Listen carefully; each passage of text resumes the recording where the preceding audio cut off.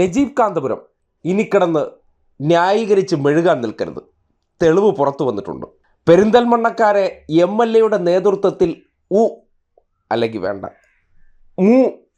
അതും വേണ്ട. കാര്യം നമ്മൾ ഇനി ഇതിൻ്റെ പിന്നിലെങ്ങാനും ഇഞ്ചിച്ച എന്നെങ്ങാനും ചേർത്താൽ അത് മതിയല്ലോ. അൺപാർലമെൻ്ററി വാക്കുകൾ ഉപയോഗിച്ചത് കേട്ടില്ലേ എന്നൊക്കെ പാടിക്കൊണ്ട് നടക്കാൻ.